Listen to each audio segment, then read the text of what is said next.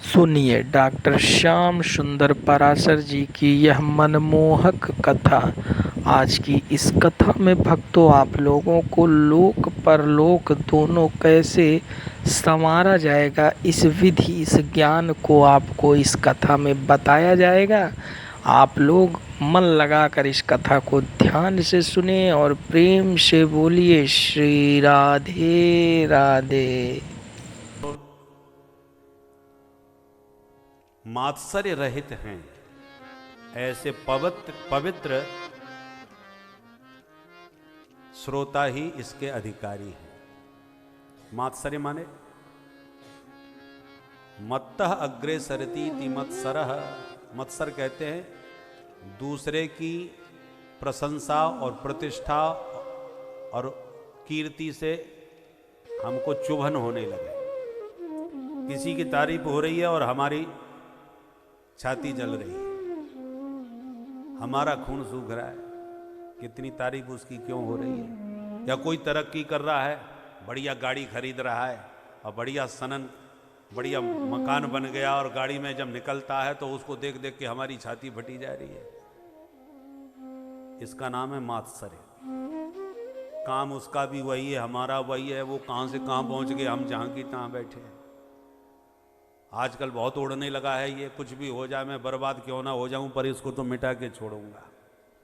तो अपना भी नाश करके दूसरे का सर्वनाश करना, ये जो प्रवृत्ति है इसी का नाम मात्सर्य है।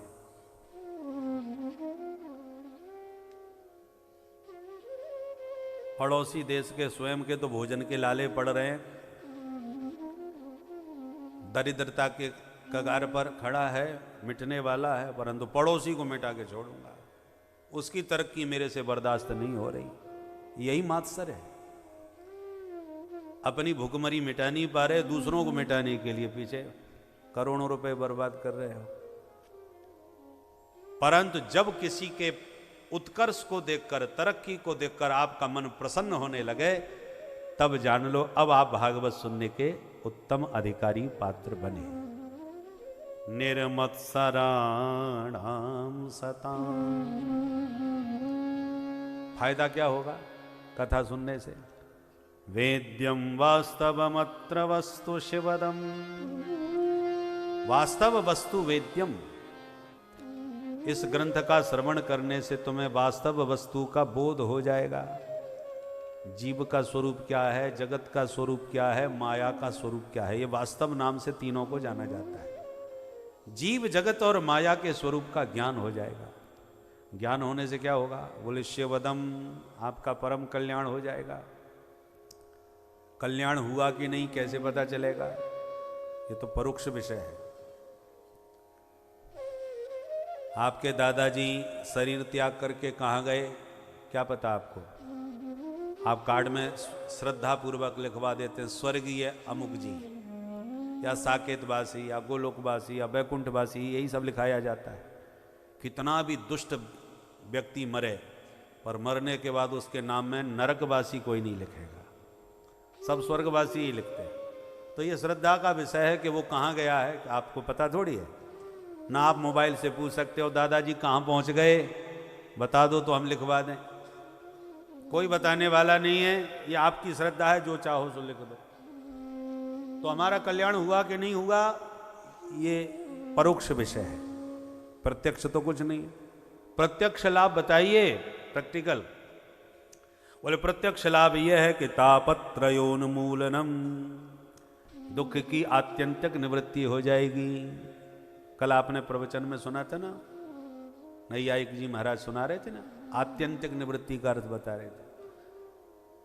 दुख जाने के बाद कभी लौट के ना आवे, उसको कहते हैं दुख की आत्यंतिक निवृत्ति। आपको बुखार आया, मलेरिया आया, गोली खा ली, उतर गया, कल फिर आ गया, तो अभी मिटा नहीं है। कोई ऐसा इंजेक्शन लगावे कि बुखार जावे तो लौट के ही ना आवे, तो आत्यंतिक निवृत्ति हो गई, अब छुटकारा मिल गया बीमारी से।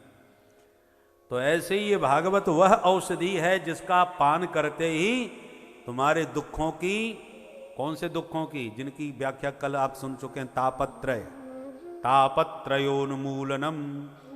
दैहिक, दैविक, भौतिक, ये तीनों ताप हमेशा के लिए समाप्त हो जाएंगे, लौट के दोबारा कभी नहीं आएंगे। ये प्रत्यक्ष लाभ है। दुखों से छुटकारा प्रत्यक्ष लाभ है, और देह त्याग के जाओगे तो परम धाम की प्राप्ति हो जाएगी, ये परोक्ष लाभ है। लोक परलोक दोनों बन जाते हैं। और परलोक जिसका बन गया हो, जिसने अपनी साधना से, उपासना से, आराधना से, शुभ कर्मों से परलोक सुरक्षित कर लिया, फिर वो इस लोक में भी पूजनीय बन के रहता है, ठाठ से रहता है, और देह त्याग करके वहां तो रिजर्वेशन उसका पक्का है ही है। परंतु जिन्होंने वहां की व्यवस्था नहीं करी, केवल यहीं की व्यवस्था जिंदगी भर करते रहे, सारी जिंदगी नौनते लकड़ी में ही भागते रहे, ऊपर की तैयारी कुछ नहीं करी, तो जब यम के दूत लेने आते हैं तब वो घबराते हैं कि हे भगवान अब क्या होगा, अब ऊपर भगवान जाने हमारे साथ क्या बीतेगी। तो मरते समय यदि व्यक्ति डर रहा है तो समझ लेना चाहिए कि उधर की तैयारी उसकी अभी पक्की नहीं है। पर मरते समय जो मुस्कुराता हुआ जा रहा है, तब जान लो उसका रिजर्वेशन ऊपर बिल्कुल पक्का है, इसलिए मस्ती के साथ यात्रा पर निकल रहा है। प्यार से बोलो जय श्री राधे। जय श्री राधे। जैसे एक राज्य का नियम था, 5 साल के लिए राजा बनाया जाता था, और 5 साल के बाद जब राजा गद्दी से उतरता तो नदी पार घनघोर जंगल में उस राजा को छोड़ दिया जाता था, जहां शेर भालू उसको चीड़ फाड़ करके खा जाते थे, और फिर दूसरा राजा बना दिया जाता था। अब एक राजा का रिटायरमेंट होने का समय आ गया, तो जब 5 साल पूरे होते तो राजा साहब की धड़कन बढ़ती कि अब मरने का समय आ गया, क्योंकि उधर जाना है जंगल में, और नियम है, कानून है, जाना पड़ेगा। 5 साल तक तो मौज करते, और उसके बाद जंगल में जाके मारे जाते। अब दूसरे राजा को खोजा जा रहा था कि कौन बने राजा, तो जल्दी कोई बनने को तैयार नहीं। जो ठान ही लेते कि 5 साल तो मौज करेंगे, बाद में मरेंगे, कोई बात नहीं, तो मरने के लिए जो तैयार होते थे वही राजा बनते थे। तो अब कौन राजा बने, कोई बैठने को तैयार नहीं गद्दी पर, कोई मिलता ही नहीं। इतने में एक जोगी बाबा घूमते चले आ रहे थे, सब टेंशन में थे कि कोई राजा नहीं मिल रहा। तो बाबा ने पूछा क्या बात है भाई, बड़े परेशान दिखाई पड़ रहे हो। तो समस्या सुनाई कि गद्दी कल खाली होने वाली है, दूसरा कोई मिल नहीं रहा। हमारा नियम है कि 5 साल राजा बनाने के बाद में उसे जंगल में जाना पड़ेगा, जहां जंगली जानवर खा जाएंगे। महाराज जी आप बनोगे? बाबा बोले कोई बात नहीं, बन जाएंगे, पर सोच लो नियम है 5 साल के बाद जंगल में जाना पड़ेगा। बोले मंजूर है, पर 5 साल तो ठाठ से रहेंगे। बोले हाँ, उसमें कोई कसर नहीं पड़ेगी। बोले ठीक है। अब पूरी प्रजा में आनंद आ गया। बोले साहब एक महात्मा जी राजा बनने को तैयार हो गए। ठीक है, जोगी बाबा को बुला करके गोरखपुर से बैठा दिए। बोलो राधे राधे। कर दिया राज्याभिषेक, बन गए राजा, हो गया अभिषेक। महात्मा जी बोले अब हम राजा हैं? बोले बिल्कुल हैं। हमारी आज्ञा का पालन होगा? बोले बिल्कुल होगा। तो हमारी आज्ञा है जितने भी यहां सैन्य बल हमारे प्रजा के, हमारे राज्य के जितना भी सैन्याधिकारी हैं और जितने भी कर्मचारी हैं, सबको मेरी आज्ञा है जंगल जितना है नदी पार का वो सबको काट दिया जाए। जोगी बाबा का आदेश, लग गई फौज, उड़ा दिया सारा जंगल, काट के फेंक दिया। 1 साल में पूरा जंगल साफ। महाराज आज्ञा का पालन हुआ, जंगल पूरा साफ हुआ। और बदली बोले अब बढ़िया बढ़िया सड़कें बनाई जाएं, बढ़िया बिजली पानी का प्रबंध किया जाए, बढ़िया बढ़िया उद्योगपतियों से कहा जाए कि वहां से हम उनको भूमि देंगे, बढ़िया बढ़िया फैक्ट्रियां लगवाएं। जो आज्ञा, बढ़िया सड़कें बनने लगीं और बिजली लगने लगी, पानी का प्रबंध होने लगा, बड़ी बड़ी फैक्ट्रियां डलने लगीं, कर्मचारियों का और बाहुल्य हो गया। जब फैक्ट्री लगेगी तो वर्कर भी पहुंचेंगे। अब महाराज जब तक 5 साल पूरे होते तब तक तो जोगी बाबा ने आदेश दे दे करके जो राज्य था, शहर था, उससे कहीं दुगना चमत्कार जंगल में कर दिया, जंगल में मंगल कर दिया पूरा। और चारों तरफ जब सड़कें चमकने लगीं और बढ़िया बड़े बड़े बंगले बनने लगे और व्यापार उद्योग सब फलने फूलने लगे। 5 साल पूरे हो गए। जोगी बाबा बोले अब बोलो उधर जाएं कि इधर ही रहे। सारी प्रजा बोले महाराज यहाँ से ज़्यादा दुगने ठाठ उधर हो गए हैं, अब चाहे आप उधर जाओ चाहे इधर रहो, आपके यहाँ तो आपके लिए तो दोनों तरफ जलवे ही जलवे है। बोलो राधे राधे। राधे राधे। और जो आते थे वो 5 साल मौज मस्ती में ही काट देते थे, जब जाने का नंबर आता तब घबराते कि अब मरेंगे जंगल में। पर जोगी बाबा ने मौज मस्ती में ही समय नहीं बर्बाद किया, आते ही अभियान चालू कर दिया। और आते ही अभियान चालू हुआ, उसका परिणाम ये हुआ कि उधर की पूरी तैयारी उनकी पक्की हो गई 5 साल में। और जब उधर की पूरी तैयारी है तो अब चाहे इधर रहें चाहे उधर रहें, क्या फर्क पड़ता है। अब थोड़ी डरना है कि जंगल में जानवर खा जाएंगे। जंगल रहा ही नहीं, हमने पहले ही चमन बरसा दिया जहां हमको जाना था 5 साल के बाद। उधर की पहले तैयारी हमारी चल रही थी 5 साल में। ठीक इसी प्रकार ये तो दृष्टांत है, समझने की बात है कि जो सारा जीवन मौज मस्ती में यहीं गुजार देते हैं और वो भूल ही जाते हैं कि हमें एक दिन ये शहर छोड़ के उस शहर में भी जाना पड़ेगा, और उधर की हम कोई तैयारी नहीं करते, उधर ध्यान ही नहीं देते। और अचानक जब आदेश हो जाते हैं कि आपका समय पूरा हुआ, अब चलिए हमारे साथ, सोई घबराते हैं, हाय हाय अब क्या होगा, हम कहाँ जाएंगे, कैसे रहेंगे, क्या करेंगे। फिर पछताएं होते क्या जब चुड़ियाँ चुन गई खेत। फिर पश्चाताप ही अंतकाल पछताए, पश्चाताप ही शेष रह जाता है। इसलिए जो इस जीवन में रहते हुए भी उधर की पूरी तैयारी कर लेते हैं। वृंदावन धाम में आ गए, भाई बेटा बेटियों के विवाह हो गए, सबको अपने पैरों पर खड़ा कर दिया, वो जिंदगी अपने जीवन से अपनी मस्ती से जी रहे हैं, हम अपने उधर की तैयारी में लग जाएं। भाई 4 साल मौज मस्ती कर लो तो 1 साल तो कम से कम अगले की तैयारी करना चाहिए कि नहीं। ये सामान्य नियम है भैया। ये सरकार भी जो चलती है 4 साल तक कुछ भी करे, पर अंतिम 1 साल में तो चुनाव की पूरी तैयारी करती है कि नहीं, क्योंकि अगला चुनाव भी तो लड़ना है, अगली सरकार यदि बनाना है तो। और जब बिल्कुल कोई तैयारी नहीं होगी तो फिर चारों काने चित्त जाओ गई। बोलो राधे राधे। राधे राधे। फिर विजय श्री थोड़ी मिलेगी। उसी प्रकार हमको भी जीवन के 4 चरण होते हैं। बाल्यावस्था मौज मस्ती में निकाल दी, जवानी भी खाते पीते सोते बिता दी। अब 50 साल पूरे हो गए, तब तक बेटा बेटियों के विवाह निपट गए। 50 साल के बाद हमारे ऋषियों ने कहा अब वानप्रस्थ जीवन प्रारंभ कर दो। वानप्रस्थ का मतलब क्या होता है? वन को प्रस्थान, घर गृहस्थी के प्रपंच से बाहर निकल के वन की ओर प्रस्थान करो। अब जंगल में, अब वन तो कहीं रहे नहीं तो कहाँ कौन से वन में जाएं? बोले वृंदावन में आ जाओ। वानप्रस्थ क्या है? वन को प्रस्थान। अब वन नहीं है तो कहाँ जाएं? बोले वृंदावन में आओ। इतने बढ़िया बढ़िया फ्लैट बन गए हैं, वृंदावन में आओ। जब बेटा बुलाएं तब लौट के जाओ, जरूरत पड़े तब जाओ, आवश्यकता हो तो जाओ, बाकी समय अपना भगवान के बिहारी लाल जी के चरणों में भजन करके अपनी उपासना आराधना साधना में लगाओ। क्योंकि अब आपको उधर की तैयारी प्रारंभ कर देना चाहिए। इधर का आनंद ले लिया, उधर की तैयारी चालू करो। यदि अब भी उधर की तैयारी आपने बिल्कुल नहीं करी तो ये तो पक्का है, आपको भी अनुभव है और सब प्रत्यक्ष जान रहे हैं, देख रहे हैं कि एक न एक दिन जाना तो सबको पड़ता ही है। जब जाना पक्का है तो आपको जाने की तैयारी करनी चाहिए कि नहीं। जितनी लंबी यात्रा पे जाओ उतनी लंबी तैयारी होते हैं भाई। आपको मथुरा जाना है तो गाड़ी उठाओ, पट्टे से चले जाओ। दिल्ली भी जाना है कोई बात नहीं, गाड़ी लेके चले जाओ, शाम को आ जाओ। परंतु आपको मुंबई जाना है, कोलकाता जाना है, मद्रास जाना है तो आपको तैयारी करनी पड़ेगी। सूटकेस लगाना पड़ेगा, रिजर्वेशन की जानकारी लेनी पड़ेगी, नहीं तो यात्रा में परेशानियां आएंगी। यदि ऐसी उठा के चल दी है सूटकेस तो हड़बड़ी में गड़बड़ी हो जाती है। आधा सामान रखा, आधा छूट गया तो परेशानी। चलते चलते टिकट ही लेना भूल गए तो परेशानी। सारी तैयारी रखना चाहिए तो यात्रा आनंद की होगी।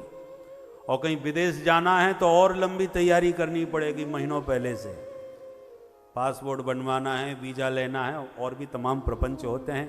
भैया जितनी लंबी यात्रा उतनी लंबी तैयारी।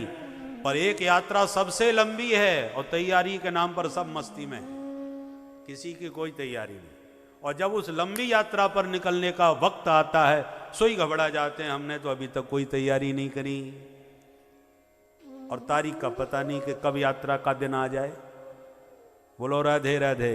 राधे राधे। इसलिए उस लंबी यात्रा पर जाने के लिए हर व्यक्ति को हर क्षण तैयार रहना चाहिए, क्योंकि किसी भी क्षण बुलावा आ सकता है। और जो इसके लिए तैयार रहते हैं, तैयारी के साथ, वो मस्ती से रहते हैं। जवाब है हमारा सूटकेस बंधा हुआ तैयार है, जब चाहो तब चल देंगे। तैयारी पक्की होनी। समस्या तो ये है कि उस यात्रा पर जहां सबके सब एक ना एक दिन जाएंगे, उसका अनुभव किसी को नहीं है, एक्सपीरियंस किसी को नहीं है। क्योंकि विदेश में यदि पहली बार जाएं तो घबराहट होती है, भाई क्या क्या कैसी कैसी परिस्थितियां आए पता नहीं। तो भैया जो जा चुके हैं, आ चुके हैं, उनसे पूछ लेना चाहिए। जब हम पहली बार जा रहे थे विदेश में तो बहुत अकेले पहली बार गए, तो घबराहट हुई, लोगों से सब पूछा, जानकारी ली, तो फिर डरते डरते चले गए। पर अनुभव हो गया तो अब कोई नहीं, अब तो कोई परेशानी नहीं। परंतु उस यात्रा पर जाने के बाद आप किसी से नहीं पूछ सके, साहब दादाजी कैसी यात्रा रही आपकी, जरा बताओ, तो हम भी उसी तैयारी से आ गए। कोई बताने वाला नहीं, किसी का भी एक्सपीरियंस नहीं। जो लिखा है बस वही पता है कि यात्रा में क्या होता है, ग्रंथों में लिखा है। वो जो लिखा है उसके अनुसार आप तैयारी करो। टिकट में सब लिखा रहता है, यात्री को क्या क्या करना चाहिए, किन किन बातों का ध्यान रखना चाहिए। टिकट आपके पास हो और जैसा लिखा है वैसी तैयारी हो, तो यात्रा फिर मस्ती की हो। आपने टिकट ठीक से पढ़ा ही नहीं, कभी लिखा कुछ है, किया कुछ है, परिणाम क्या होगा? यात्रा में समस्या आएंगी। ये श्रीमद् भागवत आदि जो सदग्रंथ हैं, ये हमारे टिकट हैं। इसमें जो आदेश लिखा है उसका आप पालन करते हुए चलेंगे तो आपको यात्रा में किसी प्रकार का भय नहीं होगा।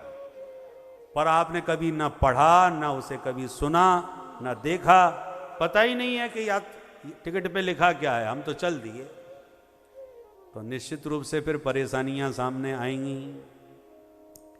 इसलिए हर यात्री को तैयारी करके रखना चाहिए, लोक और परलोक। लोक में रह चुके, परलोक की तैयारी करके रखो। बोल बंसी वारे की जय। तापत्रयोन्मूलनम, तीनों तापों से छुटकारा हो जाएगा, ये प्रत्यक्ष लाभ है। और परलोक भी तुम्हारा सुरक्षित हो जाएगा। सद्यो हृदयवरुद्धते तृकृत भी शुश्रूष भी स्तक्षणा। सुनने की इच्छा करने मात्र से ईश्वर हृदय में आकर के अवरुद्ध हो जाते हैं। ऐसी ये मंगलमयी श्रीमद् भागवत की कथा है। श्रीमद् भागवत वेद रूपी कल्प वृक्ष का रसीला परिपक्व फल है। जिस फल में तोता मुंह मार दे तो जान लेना चाहिए फल मीठा ही निकलेगा। भागवत मीठा फल है, इसलिए तोते ने मुंह मारा है। इसलिए चिंता करने वाली बात नहीं है कहीं खट्टा न निकल पड़े। खट्टा होता तो तोता राम जी मुंह लगाते ही नहीं, और ऐसे वैसे तोते का मुंह नहीं लगा है। शुक मुखाद अमृत द्रव संयुतम। व्यासनंदन भगवान परमहंस शिरोमणि सुखदेव जी का श्री मुख लगा हुआ है। इसलिए आंख बंद करके विश्वास करो कि फल निश्चित रूप से मीठा निकलेगा। हम इसलिए तारीफ नहीं कर रहे कि ये फल हमारा है, सबूत दे रहे हैं। ये तारीफ करने वाले तो अपने फलों की तारीफ करते ही हैं। बेचने वाले कहते हैं मलाई वाले केले, तो केले क्या मलाई के होते हैं? केला केला ही होता है। पर बेचने वाले उसकी तारीफ में भगवान जाने क्या क्या विशेषण लगा देते हैं। एक सज्जन चिल्ला रहे थे, खरबूजे शक्कर से मीठे। सुनने वाला प्रभावित हो गया, उसने खरीद लिया, खाया तो एकदम फीका, कोई स्वाद ही नहीं। वो चिल्ला के बोला कि अरे मूर्ख बना रहा है, इसमें तो कोई स्वाद ही नहीं है, मैंने खा के देखा। बेचने वाले ने कहा मैं चिल्ला चिल्ला के बोल तो रहा हूं, खरबूजे शक्कर से मीठे, शक्कर डाल के खाओ तब मीठे लगेंगे। आपने हमारी बात समझी ही नहीं। तो ये तो तरीका है अपना फीका माल भी मीठा करके कैसे बेचा जाए। तो हमारे कहने से मीठा मत मानो। सुखदेव जी का मुख लगा हुआ है, ये प्रमाण है। तोता खट्टे फल में मुंह मारता ही नहीं है। तोता की विशेषता है मीठा फल होगा तभी मुंह मारेगा, पारखी होता है ना। तो परमहंस शिरोमणि का मुख लगा है, इसलिए शंका करने की जरूरत नहीं, गारंटी से फल मीठा ही है। काय की मिठास है, मधुराधिपति रखिलम मधुरम, माधव मधुरता की मूर्ति हैं, और उन मधुरता की मूर्ति माधव के ही चरित्रों से यह रस भरा हुआ है। इसको श्रुतियों ने रसो वही सह कहा है। उसी रस का इस फल में अमृत भरा हुआ है। इसलिए हे रसिक जनो भावुक जनो आओ, और कान के दोनों में भर भर के इस कथामृत का पान करके जीवन को कृतार्थ करो। बोल भागवत भगवान की जय। सौनकादि ऋषियों ने प्रथम अध्याय में 6 प्रश्न पूछे हैं। उन्हीं 6 प्रश्नों का उत्तर संपूर्ण भागवत में श्री सूत जी महाराज ने दिया है। वो 6 प्रश्न कौन कौन से? पहला प्रश्न, जीव मात्र का कलयुग में कैसे कल्याण होवे? क्योंकि कलयुग के प्राणियों की बुद्धि भी मंद है और भाग्य भी मंद है। मंदा सुमंद मतयो मंद भाग्या युपद्रुता। भाग्य मंद हो और बुद्धि कुशाग्र हो तो बुद्धि के सहारे व्यक्ति अपना गुजारा कर लेगा, और बुद्धि मंद हो और भाग्य का धनी हो तो भाग्य के भरोसे कम चल जाएगा। बुद्धि के भले ही 12 बज रहे हो और भाग्य तेज हो तो जंगल के बीहड़ों से भागते भागते लोग संसद भवन में जाके बैठ जाते हैं। भाग्य चक्र किसको कहां से उठा के कहां पहुंचा दे कोई ठिकाना नहीं। जो देवी जी अचार नमकीन सब ये बनाती रहती थी घर में, वो मुख्यमंत्री बन के बैठ जाती है। तो भाग्य जब प्रकट होता है अपना प्रभाव लेकर के तो किसी को कहीं भी पहुंचा सकता है, कोई ठिकाना नहीं। पर भाग्य का बल हो या बुद्धि का बल हो, पर जिनके पास न बुद्धि का बल है न भाग्य का बल है, ऐसे बेचारे मंद बुद्धि प्राणियों का कैसे कल्याण होगा? कलयुग में ऐसे लोगों की भीड़ बहुत है। इसलिए तो थोड़े बहुत भी समझदार लोग उसको भीड़ को चाहे जब इकट्ठा करके जो चाहें सो करवा देते हैं। बुद्धि के 12 बज रहे हैं तभी तो लोग हमारी बुद्धि का फायदा उठा रहे हैं। इसलिए महाराज ऐसे मंद भागी पुरुषों का कैसे कल्याण होगा कलयुग में? ये पहला प्रश्न है महात्माओं का। दूसरा प्रश्न,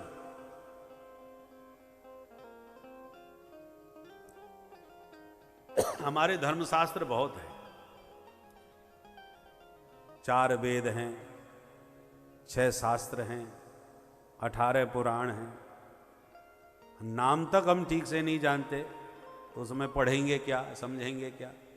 इसलिए महाराज सभी शास्त्रों का सार क्या है वो हमें सबका सार निकाल करके बता दो, समझा दो। शास्त्र का सार क्या है? तीसरा प्रश्न यह है, भगवान जिनके संकल्प से संसार बन जाता है और टेढ़ी भ्रकुटी करते ही प्रलय हो जाता है, तो फिर भगवान को जन्म लेके संसार में आने की क्या जरूरत पड़ती है? रावण को मारने के लिए राम जी बन के आ गए, कंस को मारने के लिए कन्हैया बन के आ गए। संकल्प करके वहीं से मार सकते थे तो आने की क्या जरूरत थी? तो भगवान के अवतार का मुख्य प्रयोजन क्या है वो समझो। चौथा प्रश्न यह है कि अवतार लिया तो कितने अवतार लिए, कहां कहां भगवान के अवतार हुए? क्योंकि आजकल भारत में नए नए भगवान आए दिन पैदा हो रहे हैं। इसलिए भगवान के अवतार कितने हुए वो कृपा करके बताओ। पांचवा प्रश्न है, किस अवतार में कौन कौन से कर्म किए, क्या क्या लीलाएं करी? उन लीला कर्म और प्रभु के चरित्रों को विस्तार से हमें सुना। और भगवान जब लीला सम्मरण करके अंतर्धान हो जाते हैं, अपने धाम को चले जाते हैं, तब ये धर्म फिर किसके सहारे रहता है, किसकी शरण में जाता है? ये 6 प्रश्न पूछे।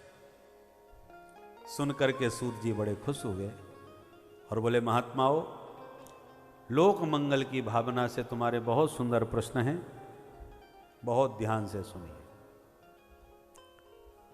पहले हम अपने गुरुदेव का ध्यान कर लें, फिर आपको जवाब देते हैं। तो 2 श्लोकों में सुखदेव जी की वंदना करें। यम प्रव्रजन्तमनुपेतमपेत कृत्यम द्वैपायनो विरह कातर आजुहाव पुत्रेति तन्मयतया तरवोभिनेदुस्तं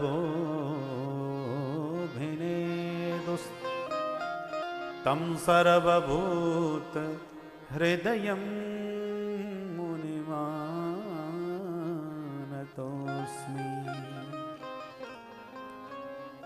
यस्वानुभावमखिल श्रुतिसारमेकम्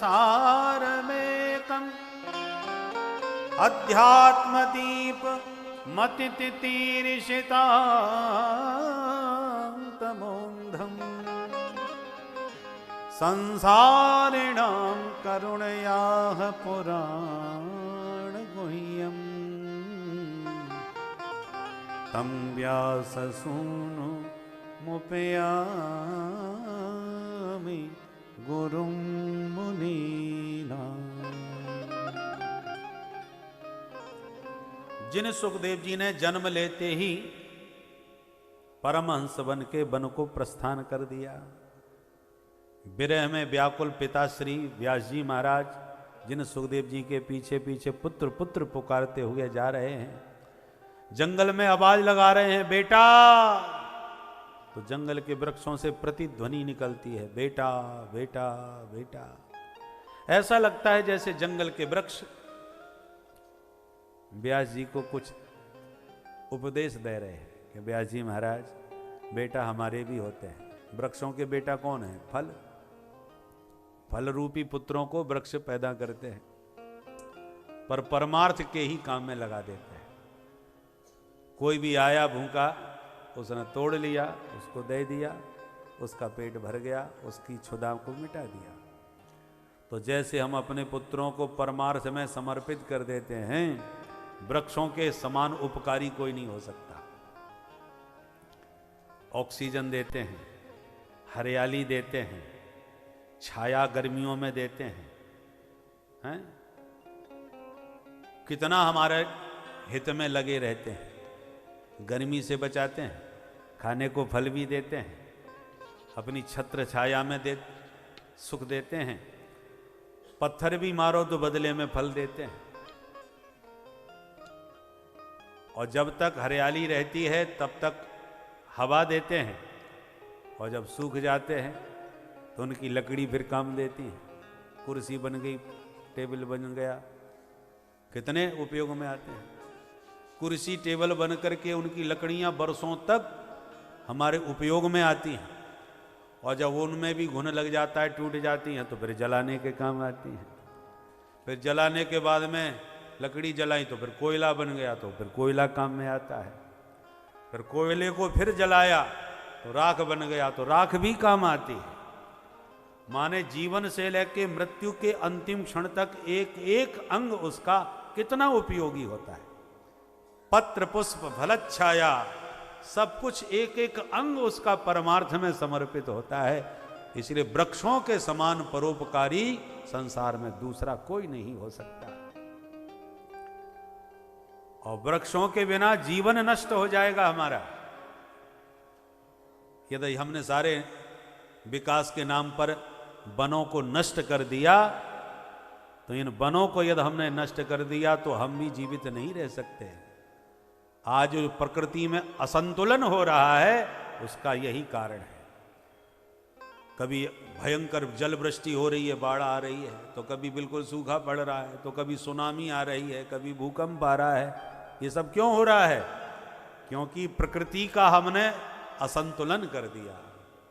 जो वन थे हरे भरे वो सब काट दिए हमने, जंगल सब नष्ट कर दिए, पहाड़ों को भी उखाड़ दिया, सब पहाड़ भी हमने खोद डाले।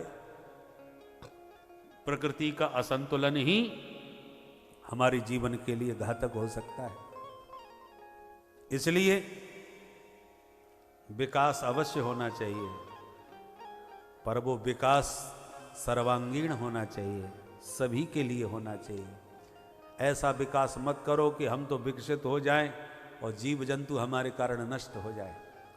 कितनी कलरव करती हुई रंग बिरंगी चिड़ियाँ हुआ करती थी, आज लुप्त प्राय हो गए। वो पक्षी सब गायब हो गए। गीध की जाति भी अब विलुप्त प्राय होती चली जा रही है। यदि ये कलरव करते पक्षी आपने नष्ट कर दिए विकास के नाम पर, जब जंगल नहीं रहेंगे तो जंगली जानवर भी नहीं रहेंगे, हैं? जब जीव जंतु जंगल के भी नहीं रहेंगे और कलरव करते पक्षी भी उड़ने वाले नहीं रहेंगे, परिणाम क्या होगा कि जब वो नहीं रहेंगे तो एक ना एक दिन विकास करते करते कहीं ऐसा ना हो हमारा ही विनाश हो जाए।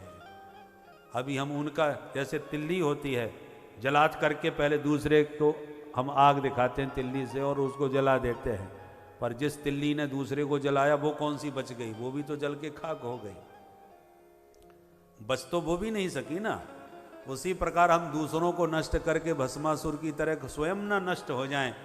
इसलिए विकास अवश्य करें, पर विनाशोन्मुखी विकास नहीं होना चाहिए, विकास सबका होना चाहिए। जीव जंतु भी हमारे विकास से पल्लव पुष्पित और सुखी हो गए। हमारे ऋषि मुनियों के पास विकास की दिव्य धारा थी, उन्होंने उसी का विकास किया जिसमें सबका विकास हो गए। ऐसी जीवन शैली बनाई, सूर्य को अर्घ्य दीजिए, तर्पण कीजिए, बलवैश्व देव कीजिए, गौ माता को प्रथम ग्रास दीजिए, कुत्ते को भी रोटी डालिए, काग बलि दीजिए। पंचबली होती हैं भोजन के बाद। भोजन से पहले भोजन जब बन के तैयार हो गए तो गाय को, कुत्ते को, कौए को, अतिथि को, अतिथि देवो भव, अतिथि को भी खिलाना चाहिए, और चींटियों को खिलाओ।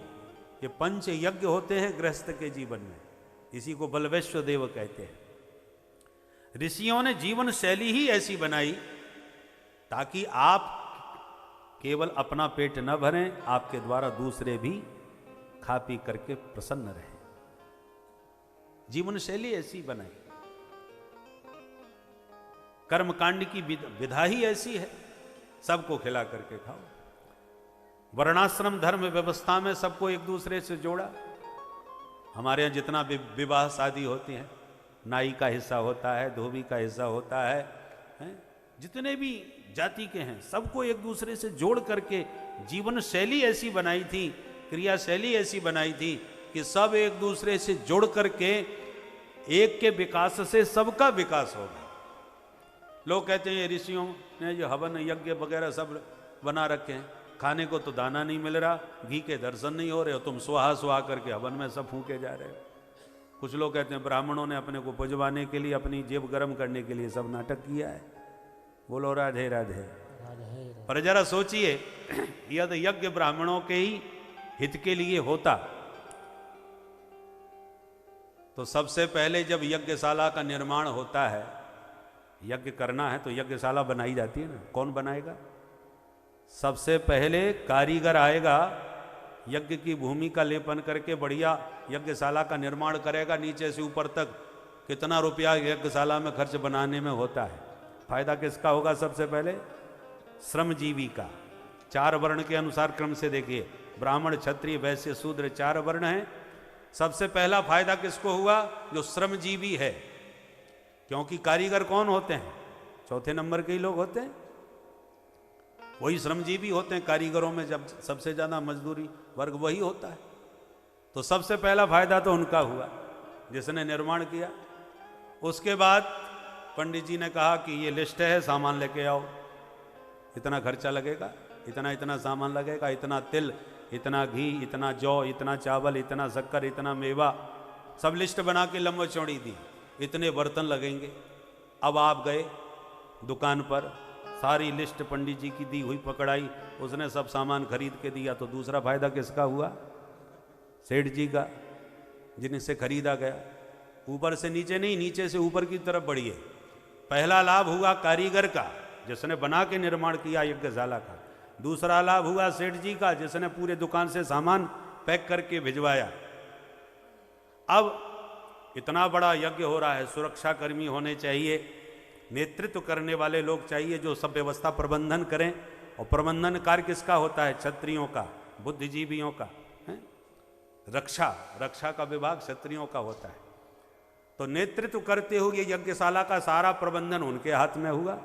तुम ये करो, तुम वो करो, ये यहाँ लगाओ, वो वहाँ लगाओ, सारा प्रबंधन सुरक्षा सहित सब उन्होंने किया। अब पंडित जी ने यज्ञ के मंत्रों के द्वारा हवन करवाया और 7 दिन का या 9 दिन का जो भी यज्ञ था वो पूरा हवन कृत्य संपन्न जब हो गया, यज्ञ लगभग संपन्न प्राय हो गया, तब पंडित जी की दक्षिणा की बारी आती है। अब बोलिए महाराज जी क्या सेवा की जाए? तो पंडित जी कह रहे हैं इतने कम से कम यज्ञाचार्य की दक्षिणा होनी चाहिए।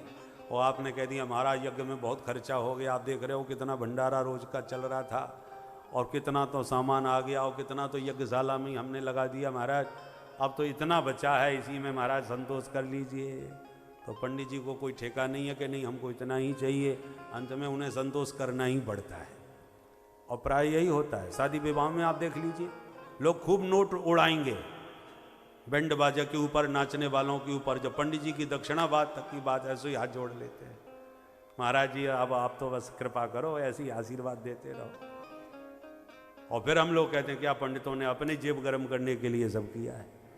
तो भैया कोई भी धार्मिक कृत्य हैं या तो व्यावहारिक दृष्टि से ही विचार करो, हम ये शास्त्र की बात नहीं कर रहे, व्यावहारिक बात कर रहे हैं। तो सबका हित है इसमें, यज्ञ के करने से सिर्फ एक का हित नहीं होता। अच्छा इतना सबका, ये तो हुआ वर्ण व्यवस्था के अनुसार। अब और अलग भी लाभ देखिए, आप भंडारा करोगे तो जिनको बुलाओगे वही भंडारे में पाने आएंगे। आप सनातन धर्मी हैं, यज्ञ करा रहे हो तो हिंदुओं को ही बुलाओगे, मुस्लिम भाई शायद नहीं आएंगे, ईसाई लोग ना आवे आपके भंडारे में। परंतु जब आप हवन करोगे और हवन का जो धुआं उड़ता है, जो बढ़िया खुशबू निकलती है, आपकी पड़ोसी से अनबन है, बोलचाल बंद है, वो आपके भंडारे में नहीं आएगा, भोजन करने नहीं आएगा, आपके यज्ञ में सम्मिलित होने नहीं आएगा। किंतु जो पवित्र धुआं यज्ञशाला से उठेगा वो आपके दुश्मन के घर को भी पवित्र करेगा, और जो विधर्मी हैं, चाहे मुस्लिम हो, ईसाई हो, कोई भी हो, वो पूरे प्रकृति के वातावरण को पवित्र करेगा। और जितना भी प्रदूषण जो फैल रहा है फैक्ट्रियों के धुओं का, जिसके कारण जो सबसे खतरनाक स्थिति उत्पन्न होती जा रही है, आज वैज्ञानिक सब चिंता कर रहे हैं कि जो ओजोन परत है वो क्षीण होती जा रही है और सूर्य की तीक्ष्ण किरणों से हम लोगों को भयंकर हानि होने वाली है। भविष्य की चिंता सबको पड़ रही है। कारण क्या है?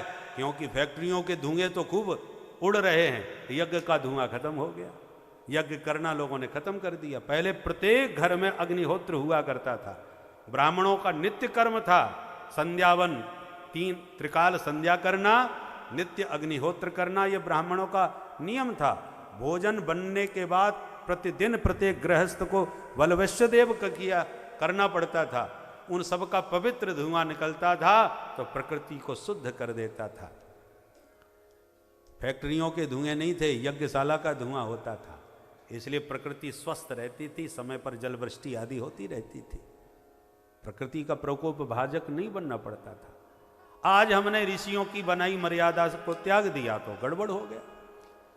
अच्छा भंडारे में आप कितना भी घी खिलाओगे, जो खाएगा वही तो, और वो भी थोड़ी देर के लिए उसको खाने का स्वाद मिलेगा। खीर मालपुआ का बढ़िया भंडारा हुआ, आनंद आ गया, खाया, पेट पर हाथ घुमाया, चले गए, हो गया काम। परंतु जो यज्ञ का धुआं प्रकट होगा वो चाहे हमारा हिंदू हो चाहे मुस्लिम हो, सबके लिए शुद्ध करने वाला होगा, सबके घर को पवित्र करने वाला होगा और सभी का मंगल करने वाला होगा, प्रकृति का भी और जीवात्माओं का भी, सबका मंगल करेगा। इसलिए ऋषियों ने उसी का विकास किया जिसमें सबका हित निहित हो। ऐसी बात नहीं कि जो आज विज्ञान कर रहा है वो हमारे ऋषियों के पास नहीं था। मानने वाले मानते होंगे कि बंदर से विकास हुआ है और अब हम इतने विकसित हो गए हैं, पर हमारे धर्म शास्त्र तो कहते नहीं, विकसित तो हम तब थे, अब तो ह्रास हुआ है। ऋषियों के पास कैसा अद्भुत विज्ञान था, ऐसे ऐसे विमान थे कि डीजल पेट्रोल की भी जरूरत नहीं पड़ती थी। कर्दम मुनि के पास कामग विमान था, संकल्प की शक्ति से उड़ता था। वो ऋषियों की मंत्र शक्ति का विकास, उसकी हम आज कुछ भी बराबरी नहीं कर सकते। आज परमाणु बम, उस समय दिव्यास्त्र थे, पर्जन्यास्त्र, वायव्यास्त्र, अग्नेयास्त्र, कितने दिव्यास्त्र थे। ये परमाणु शक्ति से संपन्न थे। यहां तो परमाणु किसी गलत के हाथ में लग जाए तो जय सिया राम कर दे, पर वहां पात्र को ही मंत्र के दे करके वह जो उसका अधिकारी होता था उसी को दिया जाता था। द्रोणाचार्य जी का बेटा अश्वत्थामा उनको इतना प्यारा था कि अश्वत्थामा हतः सुनते ही उनके हाथ पैर ढीले पड़ गए और मारे गए। पुत्र से इतना प्यार, पर उसी पुत्र अश्वत्थामा को ब्रह्मास्त्र चलाना सिखाया पर लौटाना नहीं बताया द्रोणाचार्य जी ने, परंतु अपने प्रिय शिष्य अर्जुन को चलाना लौटाना सारे रहस्य बता दिए, क्योंकि अर्जुन में पात्रता है। अपना बेटा भले ही प्राण प्रिय है पर पात्र नहीं है, इसलिए जो विद्या अपने बेटे को नहीं दी वो अर्जुन को प्रदान करी, क्योंकि पात्रतानुसार ही विद्या दान की जाती थी, ताकि गलत पात्र के हाथ में कोई अनुचित दिव्यास्त्र चला गया तो वो बर्बाद कर देगा, समाज में संकट पैदा कर देगा। हमारे हाथ की बंदूक हम ही को कभी कभी गलती से चल जाती है। लोग शादी विवाहों में चलाते चलाते दूल्हा को ही जय सिया राम कर देते हैं, बंदूक है चल गई, ऐसा हो जाता है। परंतु एक वो अस्त्र थे ऋषियों के पास दिए हुए कि उत्तरा के गर्भ को नष्ट करने के लिए ब्रह्मास्त्र चलाया अश्वत्थामा ने, तो मां को कुछ नहीं होगा, सिर्फ गर्भ का बालक ही नष्ट होगा। ऐसे ऐसे मंत्र शक्ति के अस्त्र थे। क्या शक्ति नहीं थी बताओ। जरूरत पड़ी व्यास जी महाराज ने टेलीविजन लगा दिया, संजय से कह दिया टेलीकास्ट होगा वहीं कुरुक्षेत्र से, युद्ध वहां हो रहा है, तुम यहीं से देखते रहना और धृतराष्ट्र को बताते रहना कि वहां क्या चल रहा है। पहले ये बात हमारी खोपड़ी में नहीं आती थी कि ये क्या लिखा है, वहां को युद्ध हो रहा है, यहां संजय सुना रहे हैं, परंतु आज विज्ञान ने चरितार्थ करके दिखा दिया तो हमको समझ में आ गया। पर उस समय सिर्फ एक टीवी लगाई जरूरत पड़ने पर, आज घर घर में टीवी हो गई तो समस्या खड़ी हो गई। पहले बच्चे छोटे छोटे दादा दादी की गोद में खेलते थे, बढ़िया बढ़िया कहानी सुनते थे, बुढ़ों का भी बढ़िया मनोरंजन होता था और बच्चों को भी संस्कार मिलता था। अब क्या हो गया, घर घर में टीवी पहुंच गई तो कार्टून से फुर्सत नहीं मिल रही बच्चों को, उनको कार्टून देखना है, उनको ये करना है। दादा दादी घर में पड़े पड़े बोर हो रहे हैं, उनके पास कोई बैठने वाला नहीं है, उनको लगता है कि हम उपेक्षित हैं, हमसे कोई बात ही नहीं कर रहा उनका। और बच्चों को जैसा वो देखते हैं वैसे संस्कार मिल रहे हैं, उनको समझाने वाला, शिक्षा देने वाला, मार्गदर्शन कराने वाला कोई नहीं है। विद्यालय में, स्कूलों का ये हाल हो गया कि सरस्वती की वंदना में खतरा धर्म पर आ जाता है, धर्मनिरपेक्षता में संकट आ जाता है, तो वहाँ तो धर्म कर्म की बात होती नहीं स्कूल कॉलेजों में, और दादा दादी के पास बच्चों को बैठने की फुर्सत नहीं, तो धर्म और संस्कृति का ज्ञान आएगा कहाँ से, संस्कार बच्चों में आएंगे कहाँ से। इसलिए ये कभी विचार न करें हमारे ऋषि मुनि वनवासी थे या जंगली थे, अब हम विकसित हो गए हैं, गलत। ऋषियों के पास सारी विद्याएं थी। भागवत में आप समय आने पर प्रसंगानुसार सुनेंगे। मेरे तो पीएचडी का विषय ही श्रीमद् भागवत पर था, इसी पर शोध ग्रंथ हमारा रहा है ये। तो कितने ग्रंथ, इस ग्रंथ में कैसे रहस्य हैं। वशिष्ठ जी के जजमान को बिटिया हो गई और राजा ने कहा मुझे बिटिया नहीं महाराज बेटा चाहिए, तो वशिष्ठ जी ने बिटिया को ही बेटा बना दिया। भागवत में लिखा है, हजारों साल पहले लिखा है, परंतु उस समय लोग कहते हैं ये पुराणों में गप्पें लिखी हैं, बिटिया को बेटा कैसे बना दिया। पर आज ये चमत्कार वैज्ञानिक लोग करने लगे, प्रैक्टिकल करके दिखा दिया, तो हमारी आंखें अब खुली। इसका मतलब ऋषियों के पास ये सारी विद्या थी, पहले ही सब लिखा हुआ है भागवत में। तो हमारे ग्रंथों पर श्रद्धा करके विदेशी लोग तो अनुसंधान करके उसके आधार पर अनेक चमत्कार दिखा रहे हैं, और हम लोग उनके द्वारा दिखाए चमत्कारों से चमत्कृत हो रहे हैं, पर अपने ऋषियों की वाणी पर हमें विश्वास नहीं होता। कोई संस्कृत में ऋषियों की वाणी सुनावे तो हमें विश्वास नहीं होगा, पुरानी बातें हैं। और वही बात यदि कोई अंग्रेज विदेशी अंग्रेजी भाषा में बोल दे तो हम तुरंत मान जाते हैं, भाई उस पढ़े लिखे वैज्ञानिक ने बात कही है तो बात में दम है। इसका मतलब बाहर वाला कहे तो दम है, हमारे पूर्वज ऋषियों के द्वारा हम सुने तो हमको वो दमदार बात नहीं लगती। कारण क्या है, हम भारत में स्वतंत्र तो हो गए पर मानसिकता अभी भी परतंत्रता की है। अभी भी हम कहीं ना कहीं मानसिक रूप से गुलाम हैं, क्योंकि जब तक कोई अंग्रेजी में न बोले तब तक हम उसे पढ़ा लिखा नहीं मानते। भले ही वो संस्कृत में कितना बढ़िया प्रवचन करे या धारा प्रवाह बोले, जैसा कि कल आचार्य जी बोल रहे थे, तो उसको हम उतना पढ़ा लिखा नहीं मानते। पढ़ा लिखा तभी मानेंगे जब अंग्रेजी में फर्राटे से बात करें। और प्रायः जब आप बड़े बड़े महानगरों में जाओ या बड़े लोगों के बीच में बैठो तो अंग्रेजी बोली जाती है, क्योंकि वहाँ हिंदी बोलने में लगता है कि हम लोग पिछड़े हैं। अब अपनी मातृभाषा में ही हमारी श्रद्धा नहीं रह गई कि बहुत हिंदी आते हुए भी हम बोलने में शर्माते हैं, सकुचाते हैं, कहीं पिछड़े ना सिद्ध हो जाए। अंग्रेजी बोलने पर ही हम लोग अपने को विकसित और परिपूर्ण मानते हैं। ऐसी स्थिति में जब ऋषियों में श्रद्धा नहीं रही, धर्मशास्त्रों में श्रद्धा नहीं रही, अब जो विदेशी कह दे वही हम मान लेते हैं, उसी में विश्वास कर लेते हैं, उसी को हम सच्चा मान लेते हैं। आज स्थिति यह है कि संस्कृत पढ़ना विदेश में अनिवार्य होता जा रहा है, क्योंकि उन्हें हमारी संस्कृति में रहस्य नजर आ रहे हैं, सच्चाई दिखाई पड़ रही है, जीवन की सुख शांति यहाँ नजर आ रही है।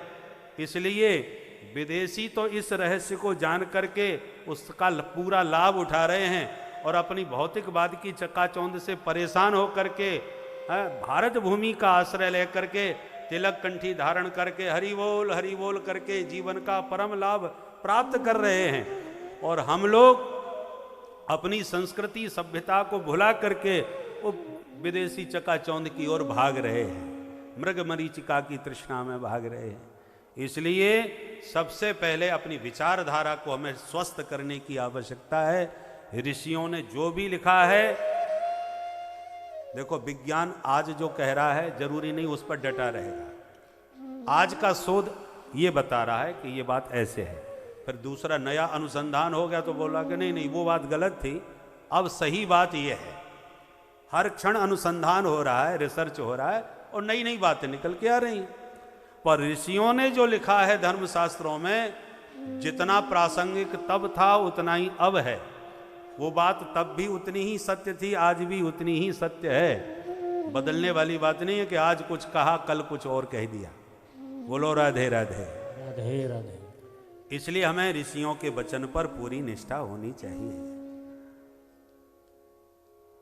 सबई पुंसाम परो धर्मो यतो भक्ति रधोक्षजे अहेतुक्य प्रतिहता ययात्मा संप्रसीदति। जीव मात्र का कल्याण कैसे होगा? भगवान के श्री चरणों में भक्ति करो। पर भक्ति कैसी होनी चाहिए? अहेतु की अप्रतिहता। ये दो विशेषण हैं भक्ति के। अहेतु की माने हेतु रहित निष्काम भक्ति होना चाहिए, और दूसरी संकट पड़ा तभी बिहारी जी के पास आए, ऐसा नहीं। भक्ति में प्रवाह होना चाहिए, तैल धारावत दीप शिखावत अखंड भक्ति होनी चाहिए। संकट पड़ा तो भगवान याद आए, नहीं तो कोई मतलब नहीं भगवान से। ये स्वार्थ की भक्ति हो गई।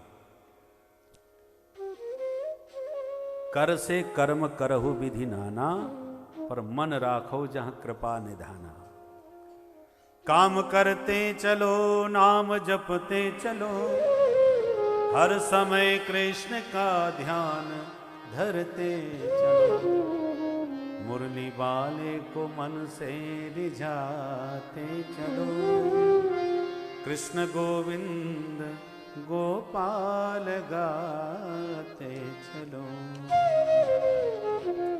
प्रेम करने का मतलब ये नहीं है कि घर में ताला डाल के वृंदावन में आके बैठ जाओ कि अब तो बिहारी जी के हो गए। नहीं नहीं, तन से आने की जरूरत नहीं है। समय समय पर दर्शन करने आओ, अच्छी बात है, परंतु यहां आकर के बस जाओगे तो फिर प्रेम बना रहेगा, इसकी कोई गारंटी नहीं।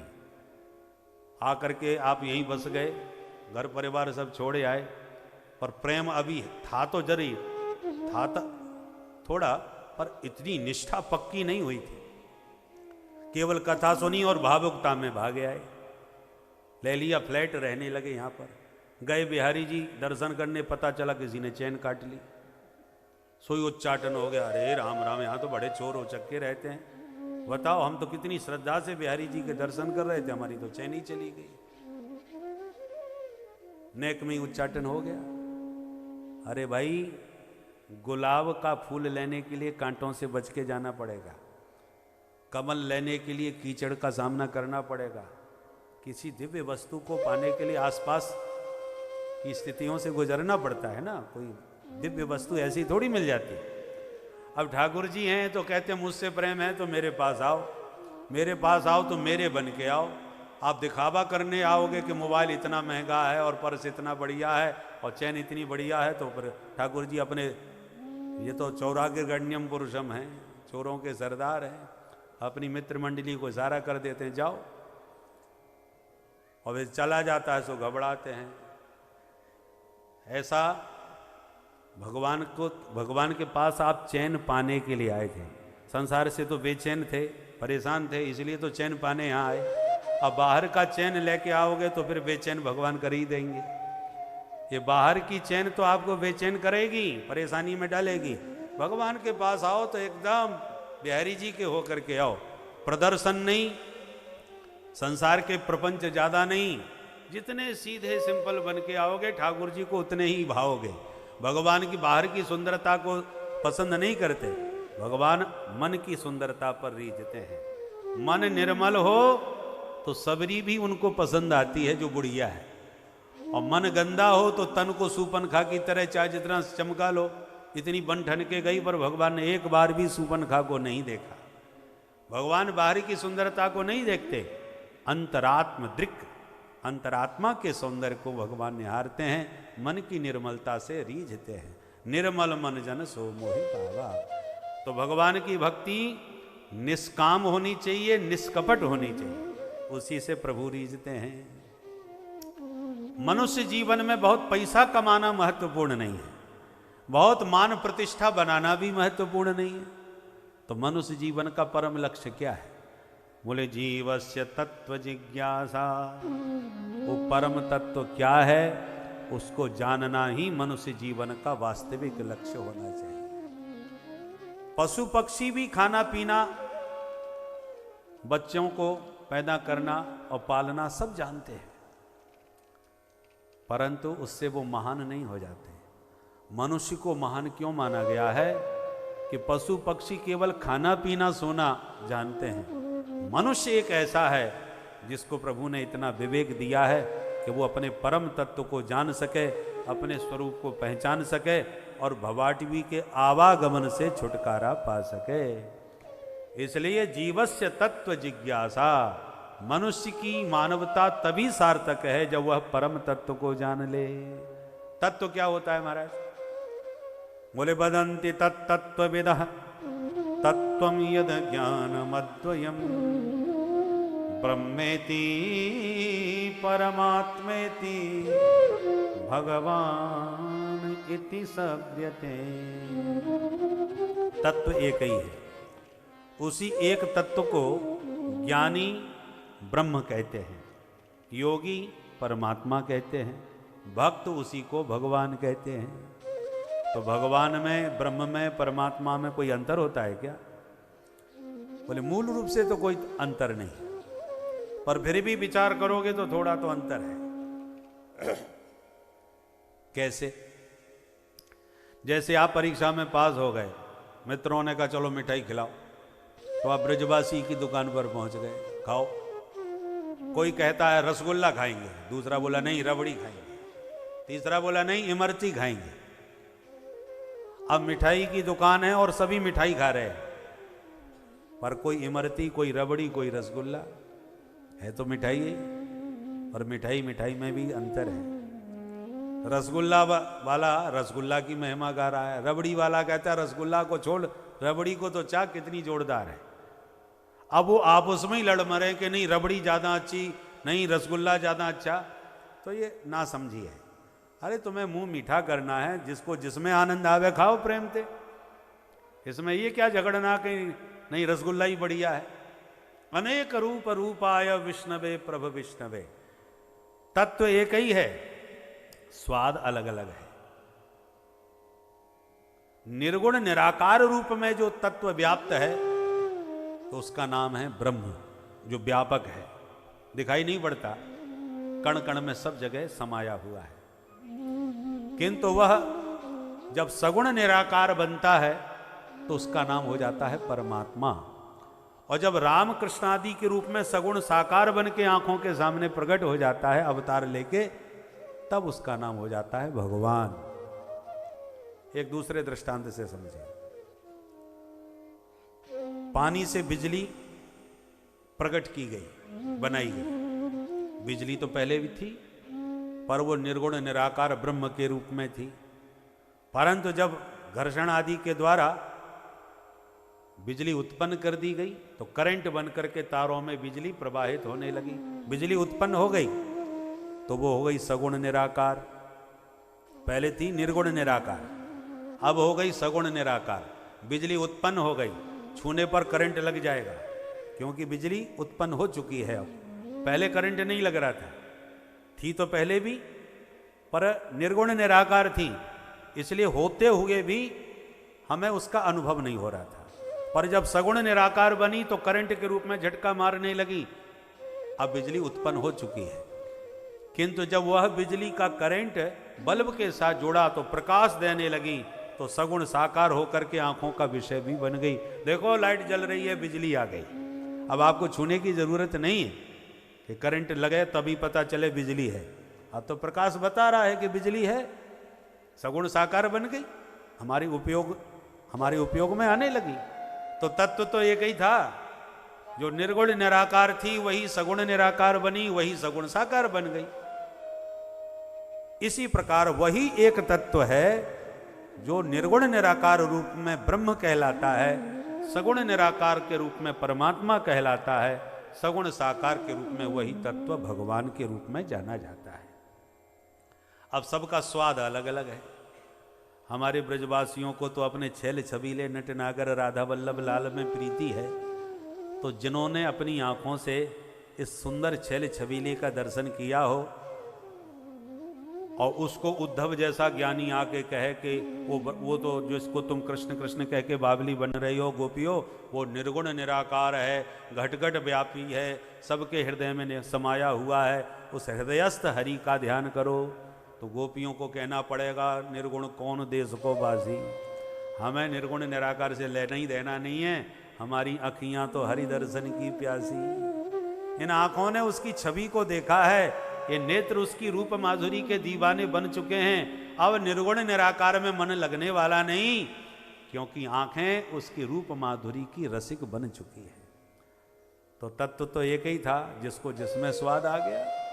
भक्तों को भगवान में ही स्वाद आएगा, ब्रह्म में आनंद नहीं आएगा। और ज्ञानी को निर्गुण निराकार ब्रह्म में आनंद आएगा। वही ब्रह्म भगवान बन के जब आंखों के सामने आ जाता है तो आकर्षण तो हो ही जाता है। बड़े बड़े ज्ञानी, विदेहराज जनक परम ज्ञानी थे, जनक जी महाराज, और मिथिलापुर में सब ज्ञानी ही ज्ञानियों का साम्राज्य था। और ज्ञानियों का सिद्धांत क्या है? नाम रूपात्मक समस्त जगत मिथ्या है, ब्रह्म सत्यम जगन मिथ्या। ये सारा संसार झूठा है, केवल ब्रह्म ही एकमात्र सत्य है। तो ब्रह्म में ज्ञानी परिनिष्ठित हैं और संसार को, नाम और रूप को झूठा मानते हैं कि जो दिख रहा है एक न एक दिन नष्ट होने वाला है। परंतु वही ब्रह्म जिसका वो ज्ञानी ध्यान करते थे, जब सगुण साकार रामभद्र के रूप में प्रकट हुआ और दूल्हा राजा बन करके जब पहुंच गए जनकपुर में, और विदेहराज जनक जी की दृष्टि पड़ी तो दीवाने हो गए।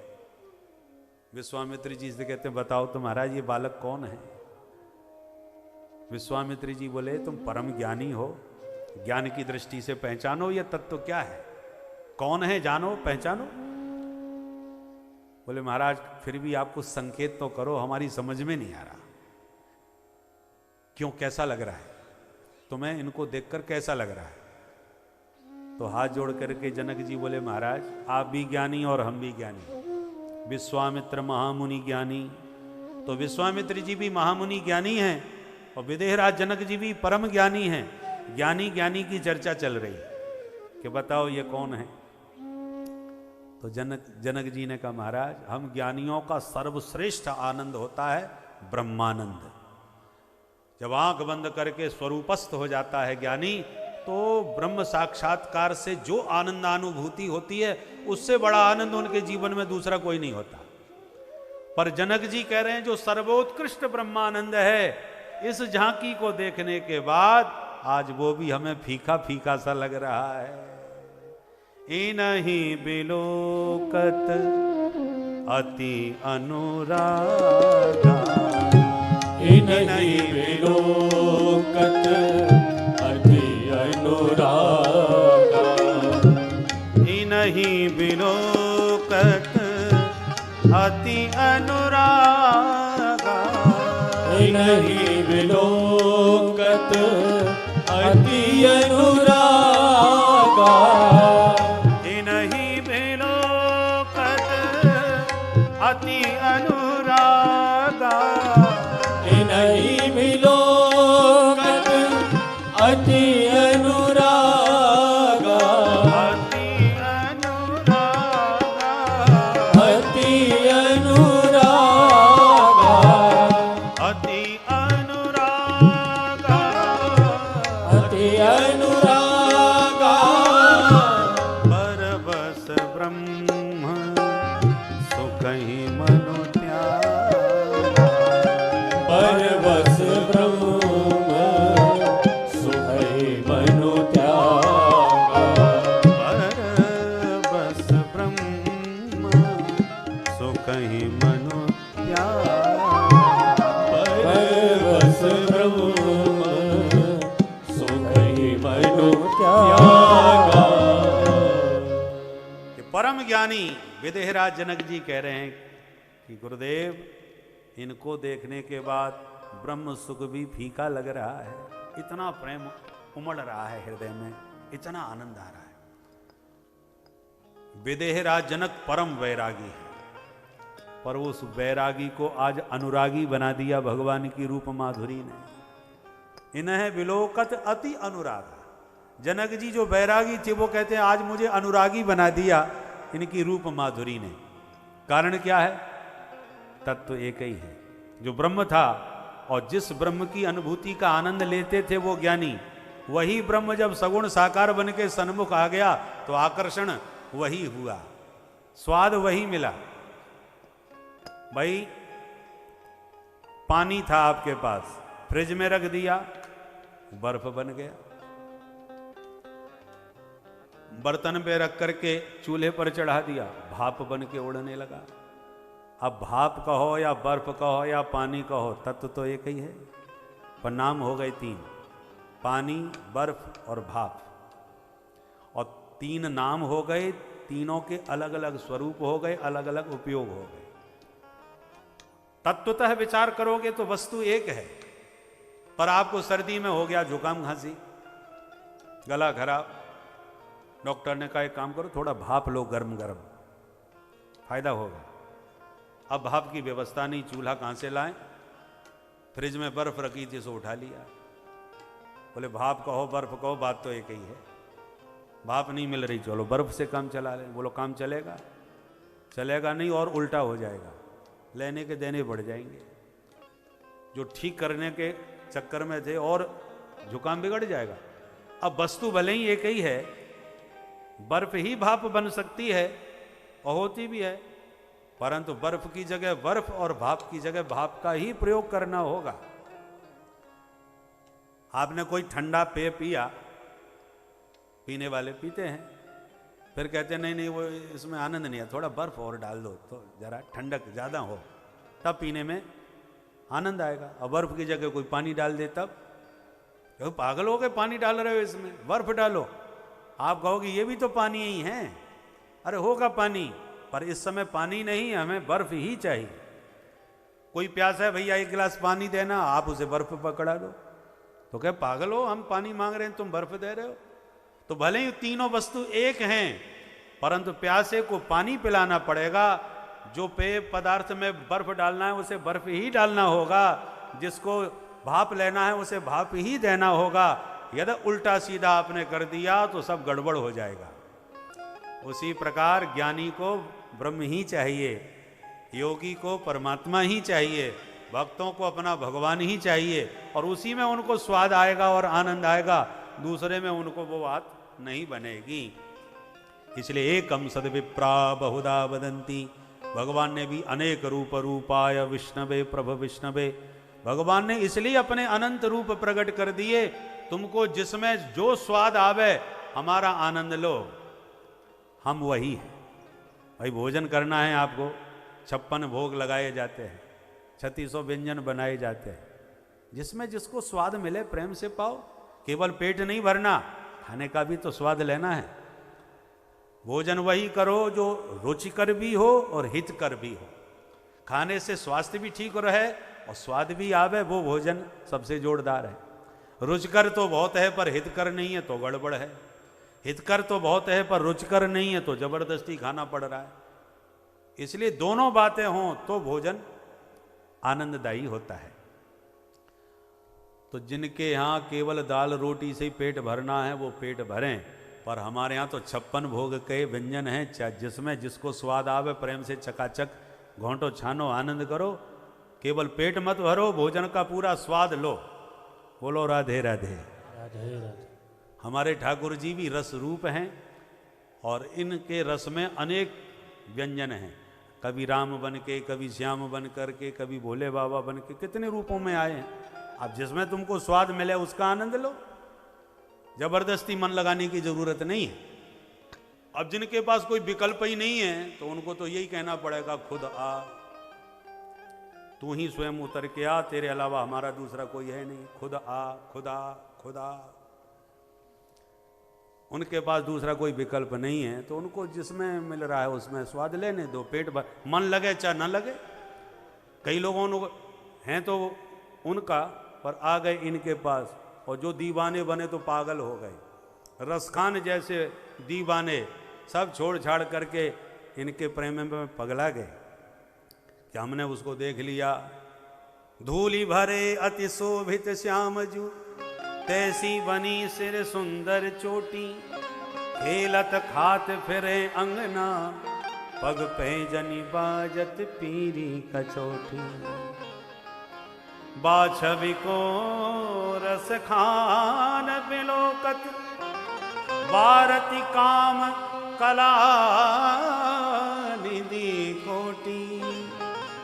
काग के भाग बड़े सजनी, हरि हाथ सो ले गयो माखन रोटी। माखन रोटी खाते हुए धूल धूसरित गोविंद की झांकी पर रसखान दीवाने हो गए। तो हमारे यहाँ तो 56 भोग हैं, तुम्हें वहां पेट भरने को ना मिलता हो तो यहाँ आकर के प्रेम से पाओ। हमारे भंडारे में प्रतिबंध किसी को नहीं है कि नहीं तुम ही खाओगे, तुम नहीं खाओगे। इसलिए जिनके पास विकल्प नहीं है उनको पेट भरने दो। हमको तो सारे विकल्प तैयार हैं, कच्चा पक्का। हमारे यहाँ रोटियों में कितनी वैरायटियाँ होती हैं, मिस्सी रोटी है, बाजरे की रोटी है, और जाने चने की रोटी, कितने प्रकार की तो रोटियाँ होती हैं। पूड़ियों में वैरायटियाँ हैं, हर चीज़ में वैरायटियाँ हैं। तो हमको पेट भरने की ज़रूरत क्या है? स्वाद लेकर के प्रेम से पाइए और जीवन का पूरा आनंद लीजिए। बोलो बंसी वारे की जय। इसलिए एकम सद विप्रा बहुधा वदंती, तत्व एक ही है, उसी के अनेक स्वरूप है। अच्छा महाराज ये बताओ, ये जो भागवत आप हमें सुना रहे हो, इसकी रचना किसने करी, कब करी, कहाँ करी, कैसे करी, इसका थोड़ा परिचय दीजिए। सूत जी कहते हैं तो सुनिए। द्वापरे समनुप्राप्ते तृतीये युग पर्यये, जातः पराशराद्योगी वासव्याम कलया हरे। द्वापर के अंत में कृष्ण द्वैपायन वेद व्यास जी महाराज का अवतार हुआ। उन्होंने देखा कि दिव्य दृष्टि से मैं देख रहा हूं घोर कलयुग आ रहा है, तो लोगों की बुद्धि मंद है, चलो इनके कल्याण के लिए कुछ करें। तब व्यास जी ने एक वेद के 4 विभाग कर दिए, इसलिए उनका नाम हो गया वेद व्यास। ऋग्वेद, यजुर्वेद, सामवेद, अथर्ववेद। पर वेदों की भाषा जटिल है, इसलिए पंचम वेद के रूप में महाभारत की रचना करी। फिर भी संतोष नहीं हुआ तो पुराणों की रचना करी। 17 पुराण लिख के भी जब व्यास जी को शांति नहीं मिली, तब नारद जी प्रकट हो गए। नारद जी ने जब टोका, अरे पाराशर जी परेशान क्यों बैठे हो, का कारण क्या है? पाराशर्य महाभाग भवतः कच्चिदात्मा। पराशर नंदन है व्यास जी महाराज, इसलिए व्यास जी को ही पाराशर कहा गया है।